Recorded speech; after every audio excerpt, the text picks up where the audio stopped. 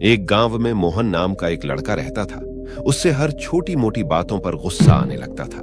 वह अपने गुस्से पर नियंत्रण करने का भरसक प्रयास करता, लेकिन वह अपने गुस्से को नियंत्रित करने में हर बार असफल हो जाता। इस गुस्से के कारण वह बहुत परेशान था। एक दिन गांव में एक महात्मा आते हैं। यह बात मोहन को पता चलता है। यह सुनकर मोहन सोचता है कि शायद मेरे इस गुस्से का उसे महात्मा के पास कोई हल हो सकता है।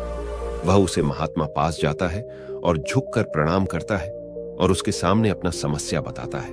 भला बुरा कहने लगता है, उनका बहुत अपमान करता है। लेकिन जैन गुरु उसे आदमी को कोई भी जवाब नहीं देते हैं और उसके विपरीत उसे व्यक्ति की बातें सुनकर मुस्कुराने लगते हैं और शिष्य के साथ आगे बढ़ने लग जाते हैं। अक्सर लोग जब अपने प्रतिद्वंदी का ऐसा प्रतिक्रिया देखते हैं तो उसे और ज्यादा गुस्सा आने लगता है।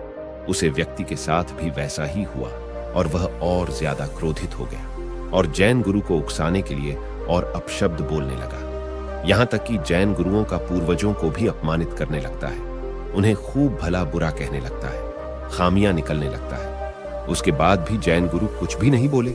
वह आदमी हर संभव प्रयास करता है, लेकिन आदमी का उसके ऊपर कोई जगह होता तो मैं उसे उसी पल मार देता, परंतु मैं आपकी वजह से चुप था। आपने उसे दुष्ट को जवाब क्यों नहीं दिया? उसे जवाब देने की जगह आप मुस्कुराने लगे। क्या आपको उसके बाद से कोई भी कष्ट नहीं पहुंचा, कोई भी दुख नहीं हुआ? और मुझे तो उसे आदमी को देखकर बहुत क्रोध आ रहा था, परंतु मैं आपके कारण चुप रहा। लेकिन आप कुछ कर सकते थे। आप क्यों चुप थे? गुरु ने तब भी कुछ नहीं कहा और उसे अपने पीछे आने का इशारा किया। आगे बढ़ गए। शिष्य को कुछ भी समझ नहीं आया कि वह क्या कर रहे हैं। वह चुपचाप गुरु के पीछे चला रहा। कुछ दूर चलने के बाद वह दोनों जैन गुरु के कमरे तक पहुंच जाते हैं।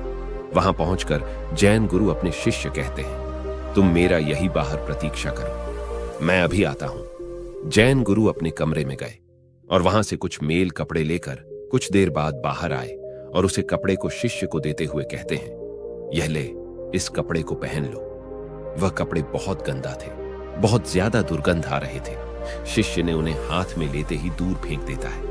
उससे वह दुर्गंध सही नहीं जा रहे थे। जैन गुरु उसी से कहते हैं, क्या हुआ, तुम इन गंदे कपड़े को क्यों फेंक रहे हो? यह सुनकर शिष्य कहता है, ये आप क्या कह रहे हैं? ये कपड़े इतने गंदे हैं और उसे पर से इतनी दुर्गंध भी आ रहे हैं कि इन्हें मैं तो क्या कोई नहीं पहनेंगी, यहां तक भिखारी भी नहीं पहनेंगी। शिष्य की बात सुनकर जैन गुरु कहते हैं, जिस प्रकार यह गंदे कपड़े और दुर्गंध से भरा कपड़े कोई नहीं पहन सकता, ठीक उसी तरह मैं भी उसे आदमी के फेंके गए अपशब्दों को नहीं ग्रहण कर सकता। उसके द्वारा कहे गए अपशब्द को मैंने अपने अंदर लिया ही नहीं, और जब मैं अपने अंदर लिया ही नहीं तो बुरा लगने की बात ही नहीं रही। जैन गुरु कहते हैं, इतना याद रखो, किसी को बिना मतलब के भला बुरा कहने से तुम स्वयं ही क्रोधित कर लोगे।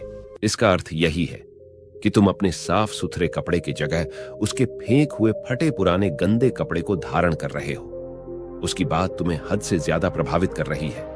यदि तुम उनको नहीं सुनोगे, उन पर कोई ध्यान नहीं दोगे और आगे बढ़ जाओगे तो तुम्हें कोई भी क्रोध नहीं दिला सकता और ना ही तुम्हारा मार्ग में कोई बाधा बन सकता है।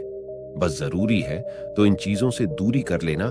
जब आपको इन बातों से फर्क पड़ा बंद हो जाएगा तो आपका मन स्वयं ही शांत हो जाएगा और अपने ऊपर पूरे नियंत्रण पालोगे, क्योंकि उस स्थिति में आने के बाद आपको किसी भी बात में कोई फर्क नहीं पड़ेगा। तो यह थी आज की कहानी। यह कहानी से आपको कुछ ज्ञान मिला हो तो इस चैनल को सब्सक्राइब जरूर करिए और वीडियो को लाइक कर दीजिए, ताकि इसी तरह के ज्ञानवर्धक कहानी आपके सामने लाता रहूं। पूरी कहानी को सुनने के लिए बहुत बहुत धन्यवाद।